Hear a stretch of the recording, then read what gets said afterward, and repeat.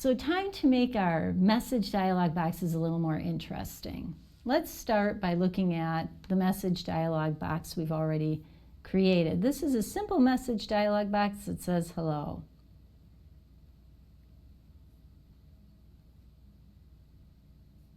And nothing fancy there.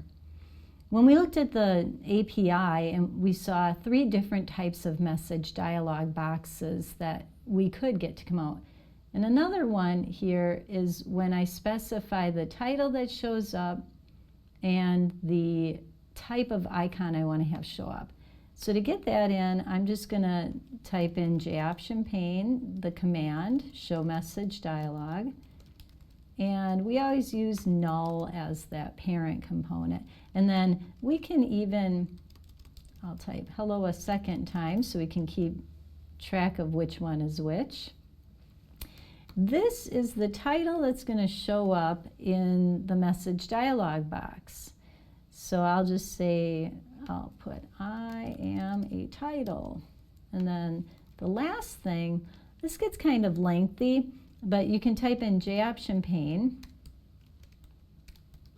And then in all caps, the type of message you want to have show up. So in all caps, if I say plain message, watch how this one differs from the first. So the first one is just a message dialog box that's going to pop up and say hello. And there it is. Notice that it says message. That's very generic up in the title bar. And there's a generic little coffee cup icon and the OK button. But the second one, when I clicked on that, notice how now the title says I am a title, because that's what I told it to say. It says hello a second time within the text. And now that I typed in plain message, notice I don't have any icon over there at all. So you can try that out with all of the different types of icons. The different types of icons that we can use are a plain message, an error message, a warning message, an information message, a question message. So let's play around with some of those and see what they look like. So if I type in here, instead of plain underscore message, I'm going to try question underscore message. Can you guess what icon might appear now? Now when I run it, this dialog box, well, the first one just says hello. The second one is this green question mark message dialog box. Okay, so now we see some pre-made icons that we can use that are provided for us. But what if I want to use my own picture? I mean, I have this really cool picture of my dog. It'd be cool to have that as an icon. It's a little bit tricky and there's a little bit more code, but why don't you code along with me and we'll see how this is done. So I'm going to type in the word image icon all as one word. So notice that both of the I's are capitalized. That is the data type. The type of data this is going to be is an image icon. Now I'm going to type in my variable name. I'm just going to call it dog because that's what the picture is. And then I'm going to use that new keyword again, the word image icon. And now in parentheses, inside of these parentheses, I have to put the name of the file. So you'll notice that over here in my file browser, I have a ginger2.jpg. This is a photograph of my dog that I have on my desktop. So here's my dog.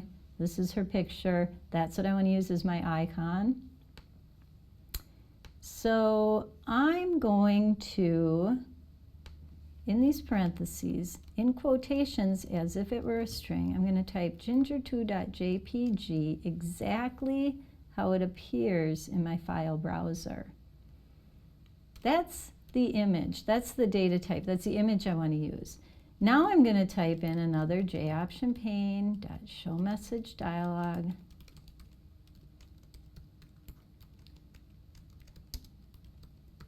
And the text that's going to go into the dialog box, a comma, the text that goes in the title.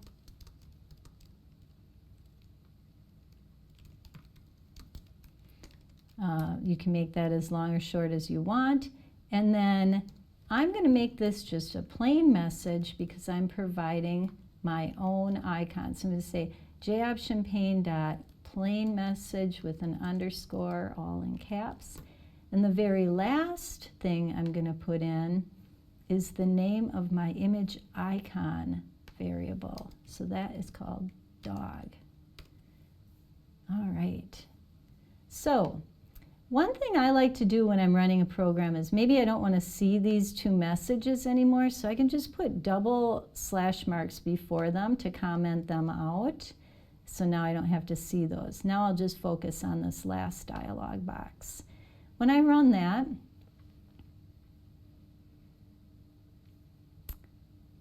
there she is, my doggie. You can see the title of my dialog box up here. And now I have my own icon. It's kind of big, so you might want to doctor that up before you go and put your own in. But that's how you can really spice up a message dialog box using JOptionPanes.